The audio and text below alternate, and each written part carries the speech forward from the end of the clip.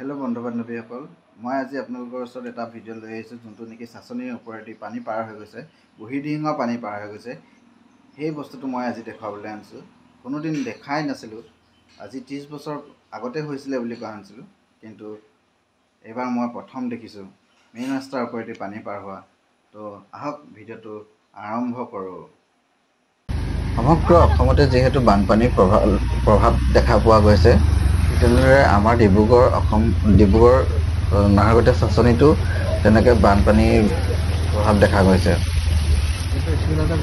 বহু ঠাইত ৰাস্তাৰ ওপৰেদি পানী পাৰ হৈ গৈছে। দিচাং দলঙৰ আগতো পাৰ হৈছে, যোনটো আমাৰ ধমন কানেক্টিং হয়, দিচাং কানেক্টিং হয়, সেইটো ৰোডৰ ওপৰেদি পানী পাৰ হৈছে।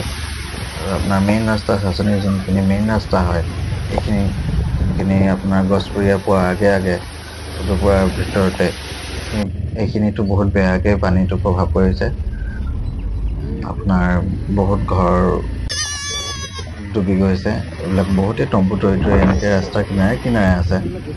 গৰু ছাগলী আদিৰ পৰা একদম জীৱ জন্তু সকলোবিলাকৰ বানপানী হ'লেতো বহুত বেছি কষ্ট হয়, ভয়ানক পৰিস্থিতি হৈ যায়। একেবাৰে ইমান দুৰ্গন্ধ হয়, বহুত গেলা পচাবিলাক সেইবিলাকতো উটি আহে, আৰু সেইবিলাকতো গম পায়। পানীটো হ'লে ইমান বেছি বেয়া। অসমত এই প্ৰভাৱটো কেতিয়ানো ঠিক হ'ব? প্ৰাকৃতিক দুৰ্যোগটো আৰু কি ক'ম, কষ্ট চবৰে হৈছে, চবৰে বেয়া লাগিছে। মনত চাচনিৰ সকলোবিলাক মানুহৰ মনবোৰ বেয়া লাগি আছে।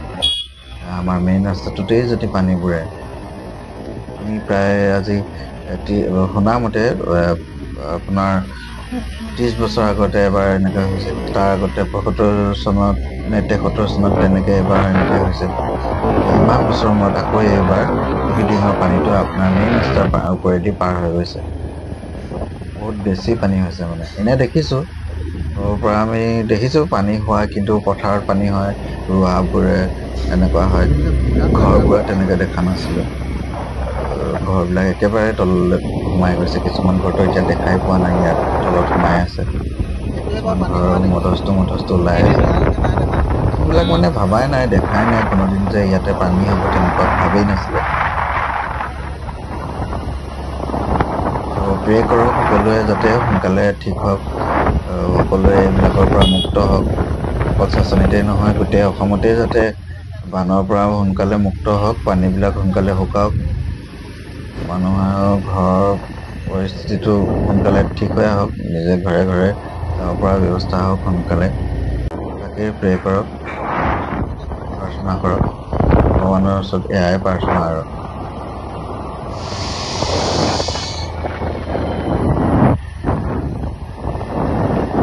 এয়া মই থুলমূলকৈ আমাৰ চাচনি আৰু দুলীয়াজান নাহৰকটীয়া কানেক্টিং ৰোডটো দেখালোঁ থুলমূলকৈ। কেনেকুৱা পালে ভিডিঅ'টো লাইক, কমেণ্ট, শ্বেয়াৰ কৰক। Thank U.